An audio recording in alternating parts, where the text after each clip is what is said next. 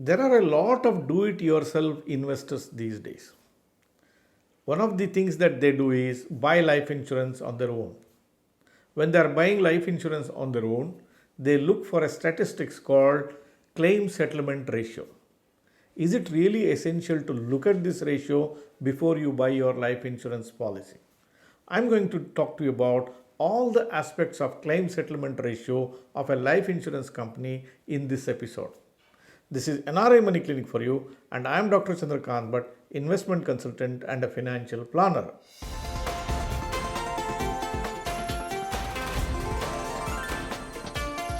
NRI Money Clinic.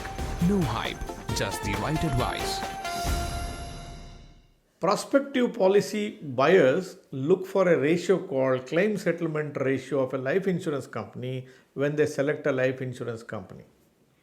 They are under the belief that if the claim settlement ratio is bigger, they are choosing a bigger company.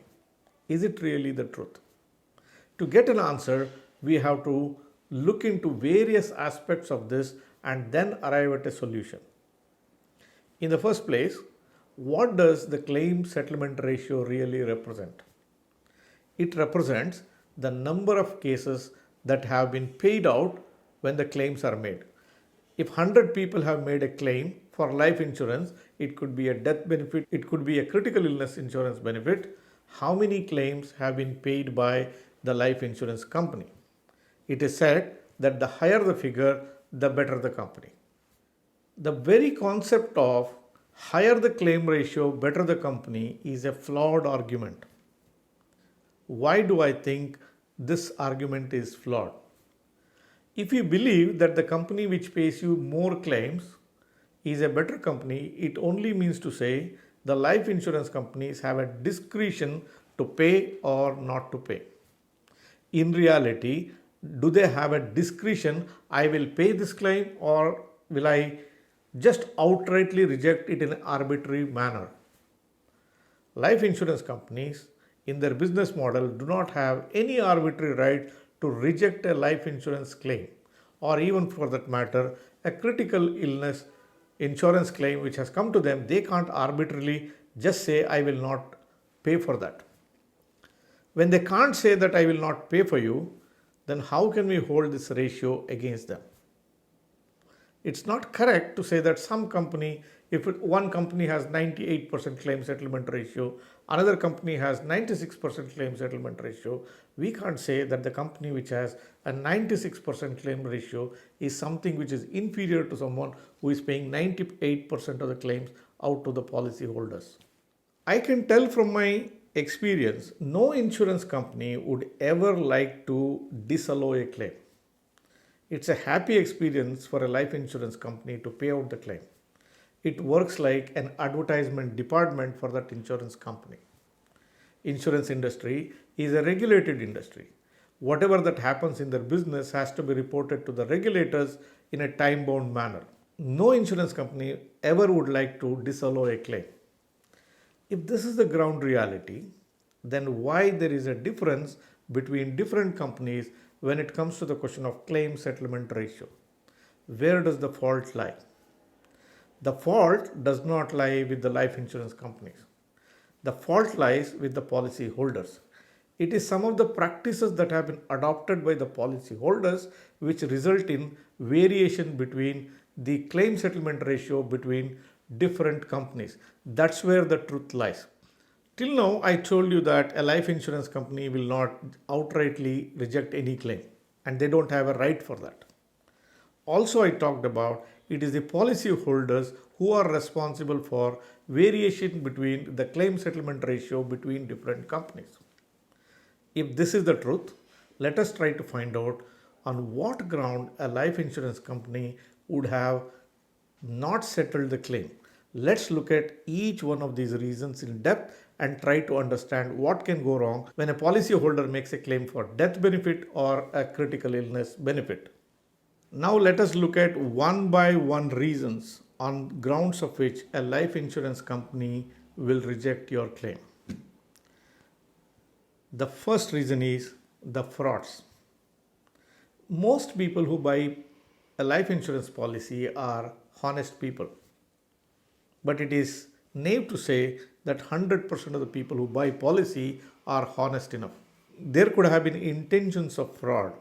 They wanted to do something which is unlawful and make a gain out of buying a life insurance policies.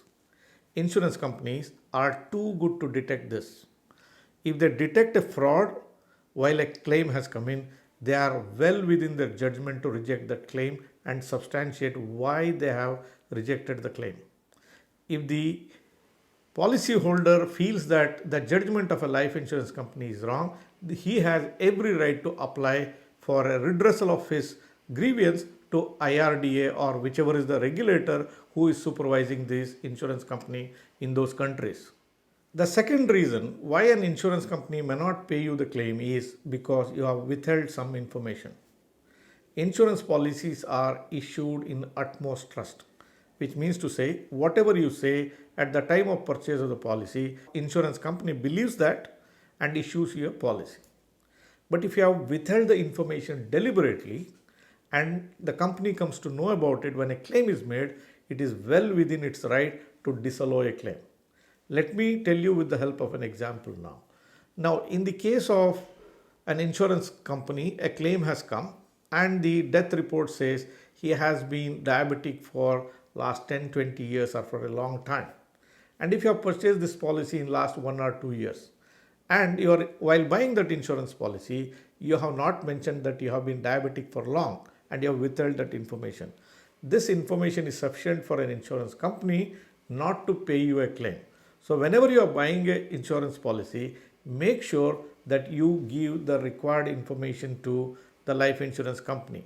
When it comes to the question of health and lifestyle questionnaire, they have designed a questionnaire. Answer them correctly. If you think there are some of the things that's not covered by the health and lifestyle questionnaire, make sure that you give it as an additional information to the insurance company so that it can take proper decision whether to issue a policy or not, or whether it has to issue a policy with some extra rating. Another reason why a life insurance company may not pay you the claim is because of the claim itself is wrong. For example, if a person has not died and somebody is coming and making a claim that the person has died, and if the insurance company detects it, it is well within its right not to pay the claim. However rare it may be, insurance companies have plentiful of such cases being reported from time to time. There are a lot of wrongful claims that get happened in case of critical illness insurance claims. You think you have a critical illness insurance policy. Any incidents that happens, you presume it to be a critical illness and make a claim on it.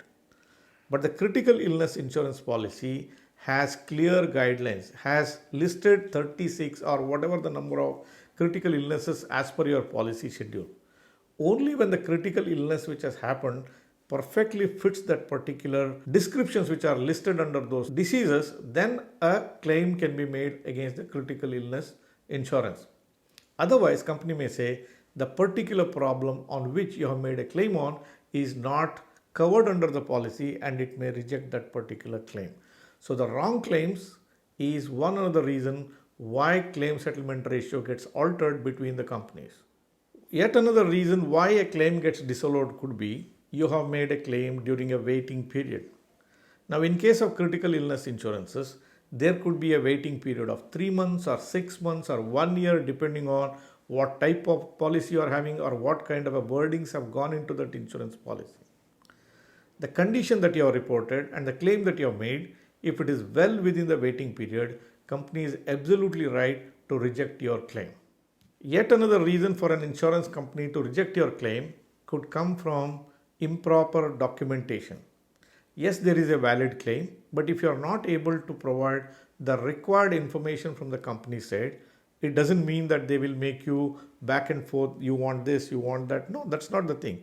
There are basic set of documents that are required. For example, in the event of death, a death certificate will be required. The ID proof and the address proof of the nominees is required. In case of critical illness claim, the proof of diagnosis is required and the name, address of the institution or the doctor is required.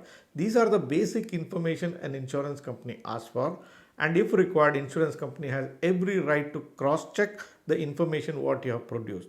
In the absence of proper documentation, your life insurance company may refuse to make a payment to you, and it could get into the claim settlement ratio as well. One another reason why an insurance company may refuse to make a payment is the policy holder would not have nominated anyone to receive the claim, and the insurance company could be waiting for a court direction to find out who are the legal heirs and how these monies have to be distributed. Or the policy holder has nominated a person. Unfortunately, during the currency of the policy, the nominee has passed away and the policy holder has not replaced this nomination by somebody else. These are all the nitty-gritties of paying out the claims. And if the insurance companies are duty bound to pay this claim to proper nominees or proper legal heirs. So if they are not very sure about the identity of the person to whom the money has to be paid, they may refuse to pay the claim when the claims are made. So the next time you hear an argument about claim settlement ratio of a life insurance company, you shouldn't be worrying about whether the company is paying 96% of the claims or 98% or 90%. If you are really curious to know what is the true story, what you have to search is, don't see how many claims have not been paid. Rather, check the reasons under which an insurance company has not paid the claims. I presume this information is available in public domain.